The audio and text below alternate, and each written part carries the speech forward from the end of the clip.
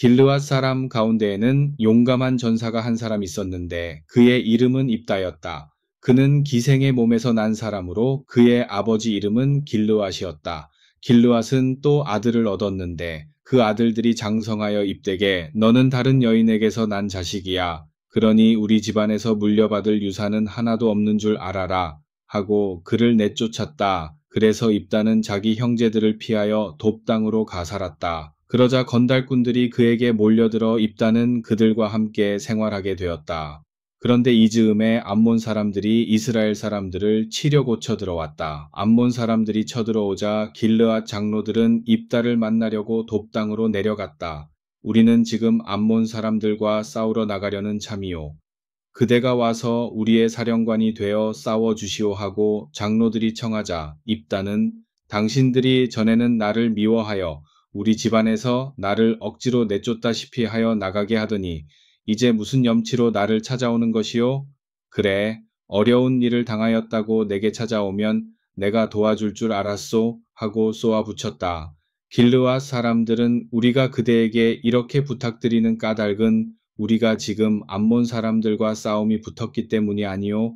그러니 마음을 가라앉히고 우리와 함께 가서 암몬 사람들을 무찌릅시다. 그렇게만 해주신다면 우리가 그대를 길르앗 땅의 우두머리로 삼겠소 하고 말하였다. 그러자 입다가 여호와께서 이 싸움을 이기게 해주신다면 정말 나를 그대들의 우두머리로 삼겠소. 그 말을 믿어도 더 하고 되묻자 길르앗 장로들이 하나님께서 우리의 증인이시오. 그분이 지금 우리가 주고받은 말을 모두 듣지 않으셨소. 믿어보시오 하고 대답하였다. 이 말을 듣고 입다는 길르앗 장로들과 함께 길을 나섰다.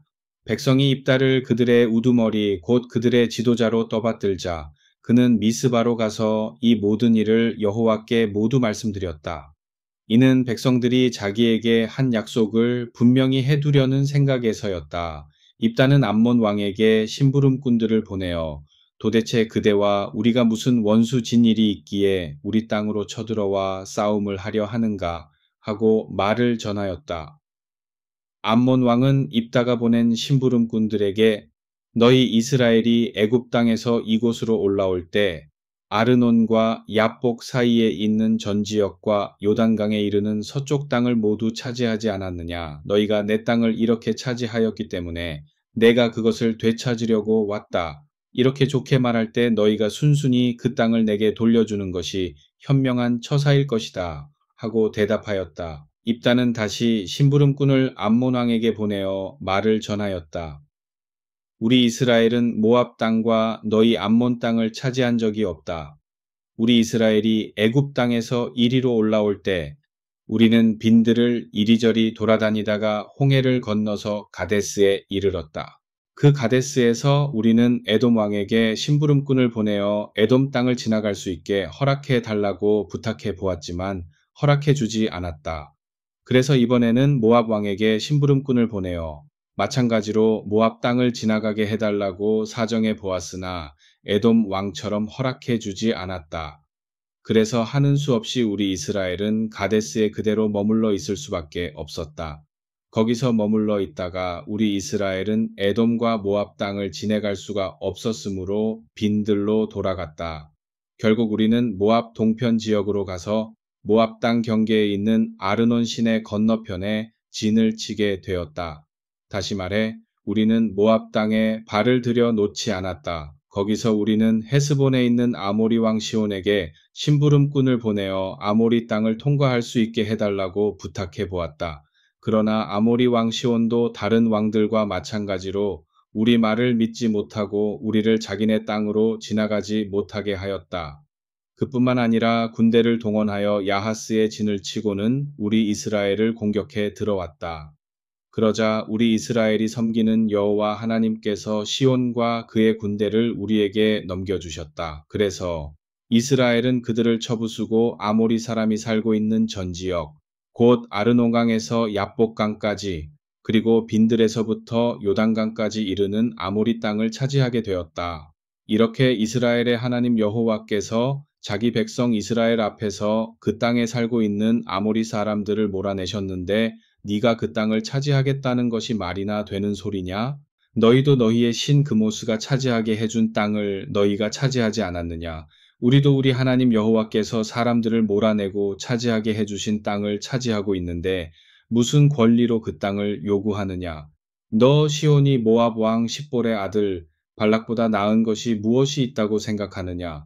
그가 우리 땅을 차지하려고 쳐들어온 일이라도 있었는 줄 아느냐? 그는 그러지 않았다.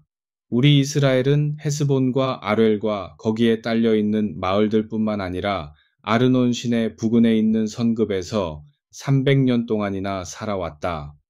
그런데 너희가 그동안은 무엇을 하고 있다가 이제 와서 그 땅을 내놓으라고 큰소리치는 것이냐? 우리 이스라엘은 너희 암몬에게 아무런 잘못도 저지르지 않았다. 그런데도 너희 암몬은 우리에게 쳐들어와 이렇듯 억지를 부리고 있다.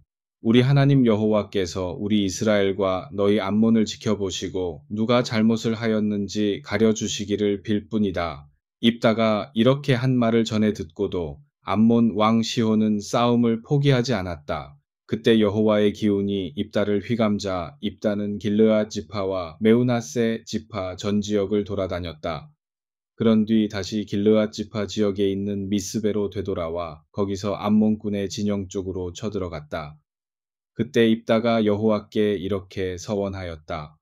주님, 주께서 저에게 암몬군을 넘겨주시어 우리가 이 싸움에서 이기게 해주신다면, 그래서 제가 무사히 집으로 돌아올 수만 있다면 그때에 제 집 앞에서 저를 처음으로 맞이하는 사람을 여호와께 바치겠습니다. 그를 주께 번제물로 드리겠습니다.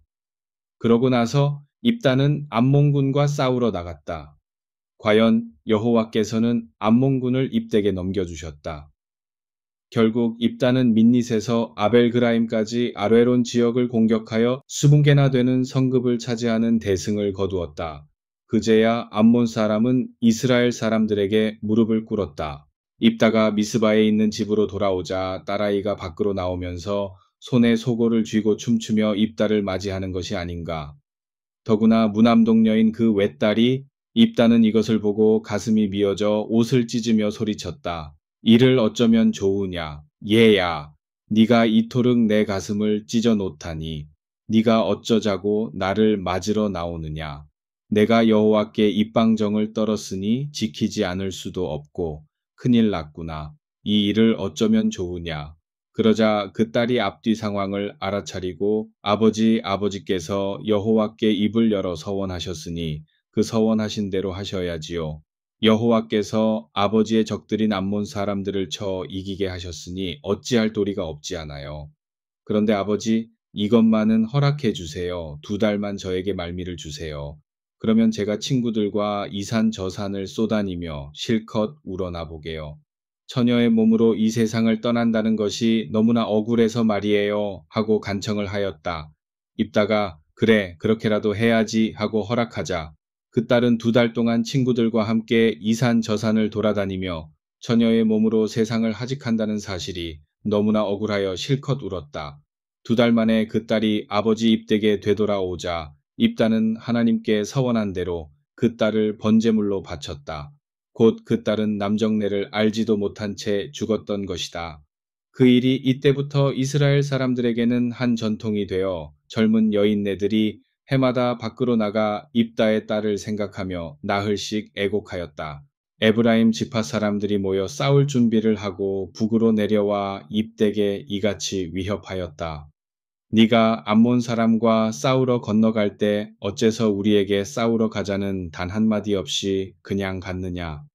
우리가 너와 네 집안 사람들을 불에 태워 죽여 버리겠다. 그러자 입다가 내가 우리 군대를 이끌고 암몬군과 싸우러 나갈 때 너희를 부르지 않았느냐. 같이 싸우러 나가자고 하였지만 너희는 우리를 도와줄 생각도 하지 않았다. 너희가 우리를 도울 마음이 없는 것 같아. 나는 죽음을 무릅쓰고 암몬 진영으로 쳐들어가 싸웠다. 그랬더니 여호와께서 암몬군을 우리 손에 넘겨주시어 우리가 싸움에서 이길 수 있었다. 그런데 무슨 할 말이 있다고 이제 와서 내게 싸움을 거느냐.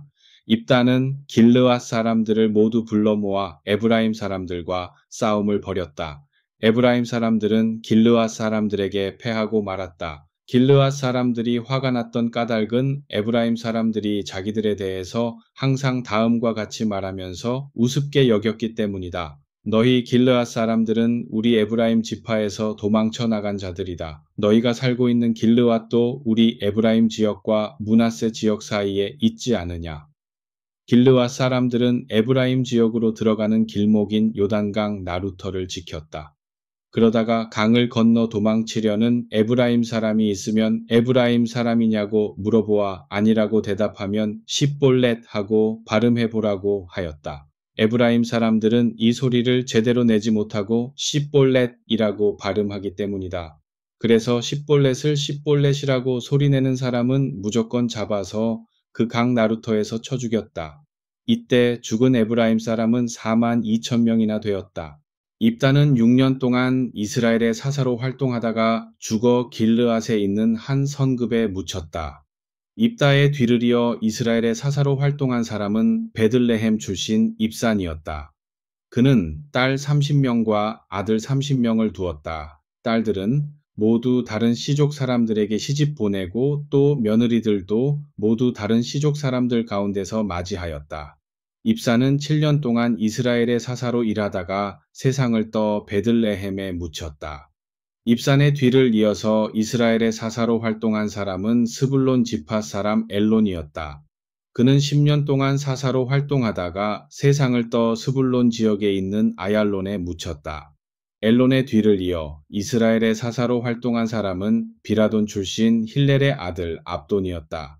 그는 아들 40명과 손자 30명을 두었는데 그들은 모두 나귀를 타고 다녔다. 압돈은 8년 동안 이스라엘의 사사로 활동하다가 죽어 아말렉 산악지대에 있는 에브라임 땅에 있는 비라돈에 묻혔다.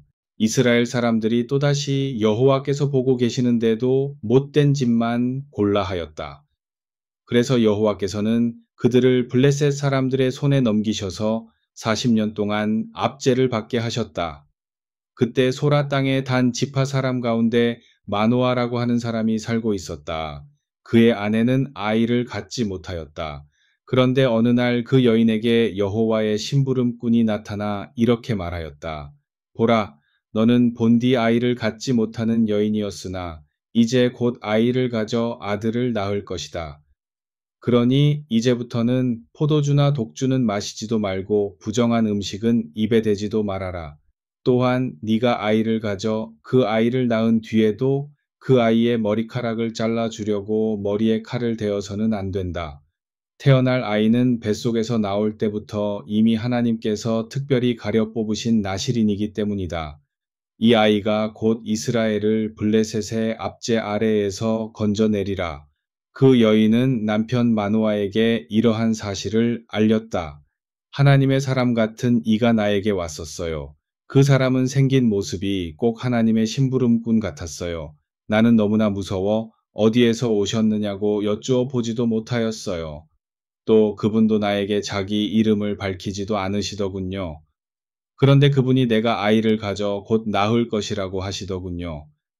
아이를 갖고 있는 동안에는 포도주나 독주를 마시지도 말고 부정한 음식은 아예 입에 댈 생각도 하지 말라는 거예요.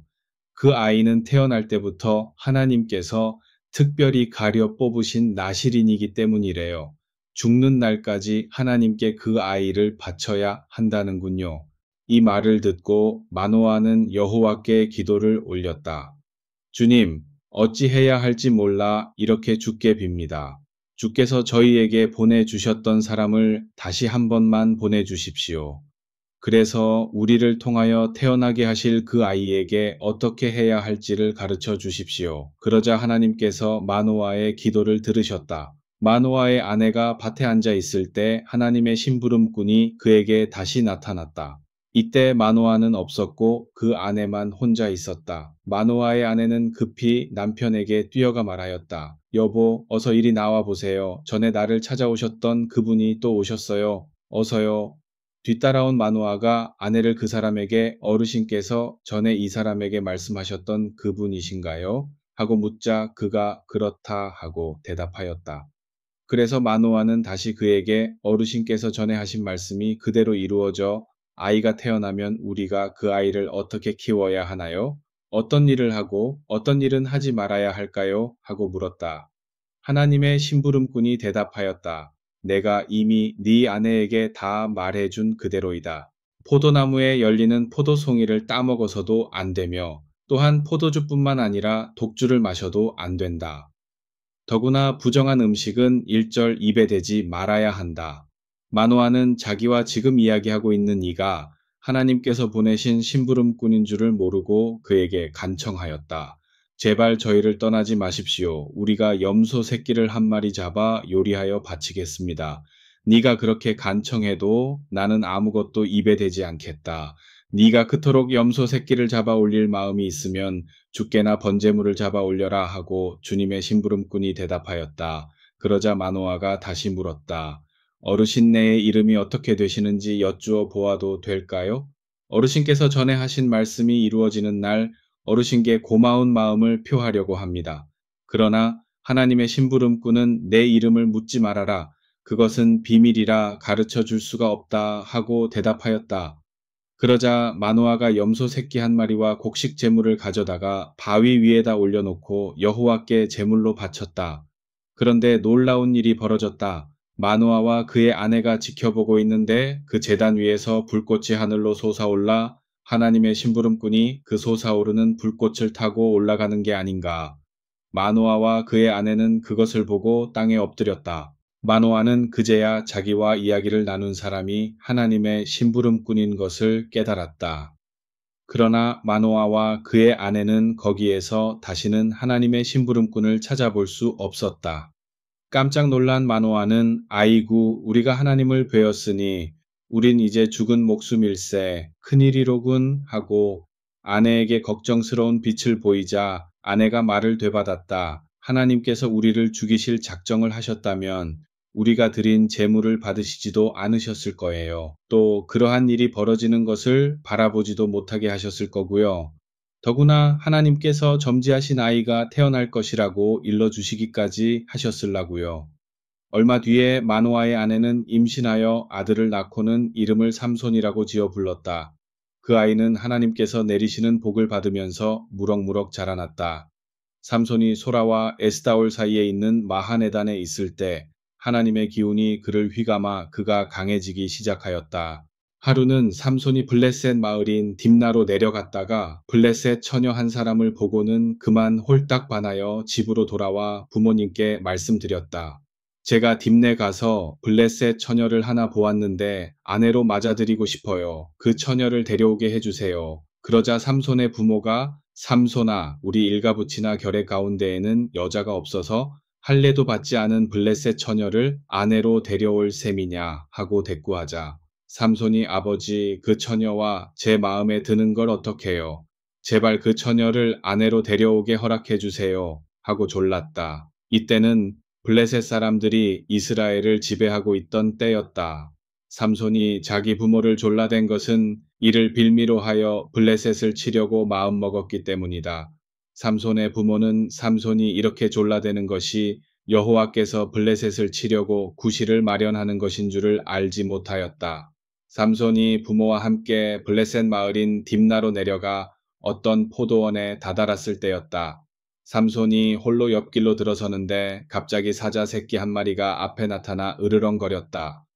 하나님의 기운이 삼손을 휘감자 그가 으르렁거리는 사자 새끼에게 달려들어 마치 양 새끼라도 찢어버리듯 맨손으로 그 사자 새끼를 갈기갈기 찢었다. 그러나 삼손은 이러한 일을 부모에게 말하지 않았다. 그 뒤 그는 블레셋 처녀를 만나 다정스레 이 얘기 저 얘기 나누며 기뻐하였다. 얼마 뒤 삼손이 그 여인을 아내로 맞아들이려고 다시 딥나로 내려가다가 전에 죽였던 사자 새끼가 생각나 그 길로 접어들었다. 그런데 벌들이 그 사자 새끼의 시체에다 꿀을 쳐놓은 것이 아닌가? 그래서 삼손은 그 꿀을 따가지고는 먹으면서 집으로 돌아와 그 남은 꿀을 부모님께 드렸다. 그러나 그 꿀이 벌떼가 사자 새끼의 몸에 쳐놓은 꿀이라는 것은 말하지 않았다. 삼손의 아버지는 혼인을 성사시키려고 딥나로 내려갔다. 삼손은 이미 그곳에서 잔치를 벌여놓고 있었다. 당시에는 총각이 장가들 때 처녀가 사는 동네로 가서 잔치를 벌이는 것이 풍습이었다. 블레셋 사람들이 젊은 청년 30명을 삼손이 벌여놓은 잔치에 데려와 함께 먹고 마시게 하였다. 잔치를 벌이던 어느 날 삼손이 그곳 사람들에게 말하였다. 자, 이제 내가 여러분께 수수께끼를 하나 내겠습니다.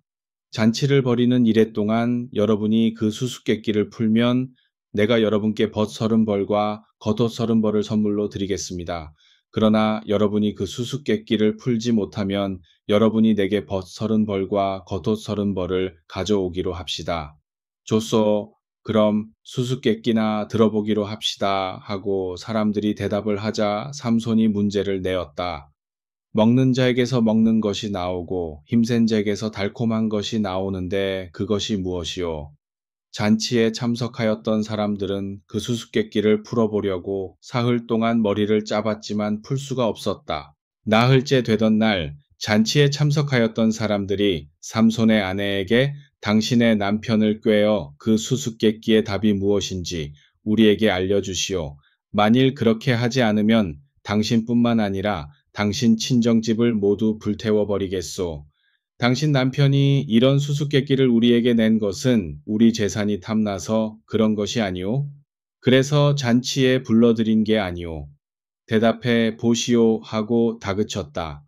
그러자 삼손의 아내는 울면서 삼손에게 매달려 간청하였다.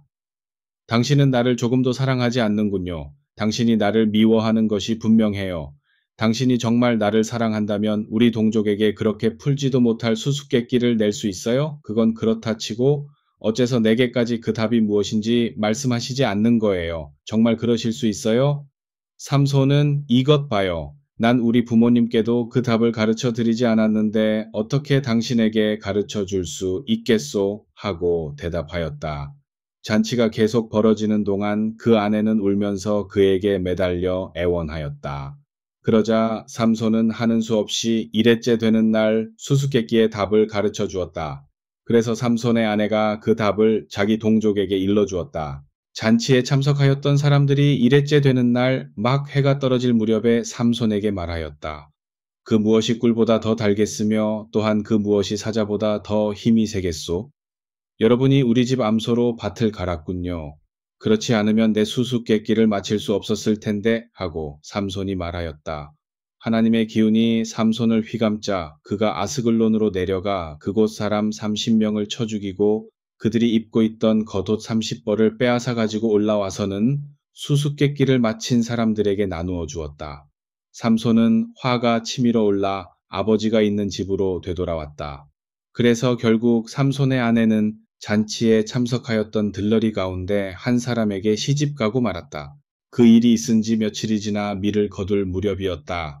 삼손은 자기 아내가 보고 싶어 염소 새끼 한 마리를 가지고 처갓집으로 내려가 자기 아내의 방으로 들어가겠다고 하였다. 그러자 장인이 못 들어가게 하면서 이렇게 말하였다. 자네가 내 딸을 보기 싫어하는 것 같아 내가 다른 집으로 시집 보냈네. 전에 잔치에 참석하였던 들러리에게 보냈네. 내 딸아이 중에 그 아이보다 더 예쁜 아우가 있으니 그 딸아이를 아내로 데려가게 삼손이 거기에 있던 사람들에게 내가 이번만은 블레셋 녀석들을 그냥 두지 않겠다. 내가 무슨 짓을 저질러도 너희 블레셋 녀석들은 할 말이 없을 거야. 하고 말하고 여우 300마리를 잡아 꼬리와 꼬리를 서로 붙잡아 매고는 준비해 두었던 회를 꼬리 사이에 매단 다음 거기에 불을 붙여 블레셋 사람들이 농사짓는 밭에 그 여우들을 풀어놓았다. 결국 아직 배지도 않은 곡식뿐만 아니라 빼어놓은 곡식단과 포도덩굴과 올리브나무까지 몽땅 태워버렸다. 블레셋 사람들이 아니 어느 놈이 이런 짓을 하였어? 하고 아우성을 치자 어떤 사람이 이것은 딥나 사람의 사위 삼손이 한 짓이다. 자기 아내를 잔치 때 들러리 섰던 사람에게 시집 보냈다고 하여 화가 나서 한 짓이다 하고 말하였다. 그러자 블레셋 사람들이 딥나로 몰려가 삼손의 아내와 장인을 불에 태워 죽였다. 화가 머리끝까지 치밀어 오른 삼손은 내가 이 원수를 꼭 갚고야 말겠다 하고 그 길로 블레셋 사람들에게 쳐들어가 닥치는 대로 쳐 죽이고는 에담에 있는 바위 동굴로 들어가 머물러 있었다. 블레셋 사람이 유다를 치려고 올라와 레히 맞은편에 진을 쳤다. 무슨 일 때문에 우리를 공격하려고 하느냐 하고 유다 사람들이 묻자 블레셋 사람들이 삼손을 잡으러 왔다. 삼손이 우리에게 한 짓을 그대로 안갚음하려고 올라온 것이다 하고 대답하였다. 그러자 유다 사람 3,000명이 삼손이 있는 에담 바위 동굴에 몰려가 삼손에게 말하였다. 너는 어째서 이렇게 위험한 일을 저질렀느냐? 우리가 지금 블레셋의 지배를 받고 있다는 사실을 모른단 말이냐? 블레셋 녀석들이 이루 말로 다할 수 없는 못된 짓을 저질렀기에 내가 그대로 갚아준 것뿐이다. 무엇이 도대체 잘못되었다는 말이냐?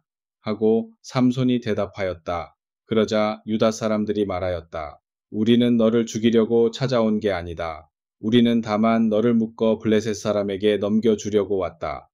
삼손은 그러면 나를 절대로 죽이지 않겠다고 맹세하여라 하고 다짐을 받아놓으려 하였다. 그러자 유다 사람들은 그래, 내 말대로 절대로 너를 죽이지 않겠다. 다만 너를 붙잡아 블레셋 사람에게 넘겨주기만 할 테다 하고 다짐하였다. 그러고는 새로 꼰 동아줄 2개로 삼손을 꽁꽁 묶어 바위 동굴에서 끌어내었다.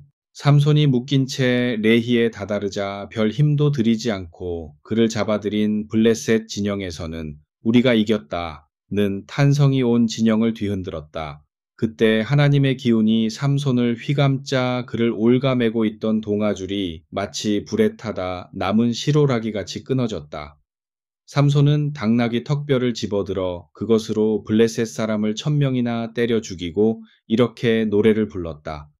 당나귀 턱뼈로 한 무더기 두 무더기, 당나귀 턱뼈로 원수 블레셋 사람 1,000명을 이 몸이 때려 잡았네. 삼손은 턱뼈를 내던지고 그곳 이름을 라마 레히라고 지어 불렀는데 이는 당나귀 턱뼈 언덕이라는 뜻이다. 삼손은 몹시 갈증을 느껴 여호와께 소리 질렀다. 주님, 주께서는 당신 종의 손을 통하여 큰 승리를 거두게 하셨습니다. 그러나 지금 제가 목말라 죽을 지경입니다. 이러다가는 할례받지도 못한 블레셋 녀석들의 손에 다시 붙잡히고 말겠습니다. 그러자 하나님께서 레히에 우묵하게 들어간 곳을 터뜨려 물이 콸콸 솟아나오게 해주셨다. 그 물을 마시고 정신을 차린 삼손은 그곳을 에낙고레라고 불렀는데 이는 부르짖는 이의 샘이라는 뜻이다. 지금도 그 샘이 레히에 남아있다. 블레셋이 그 땅을 지배하고 있는 동안 삼손은 20년간 이스라엘의 사사로 활동하였다.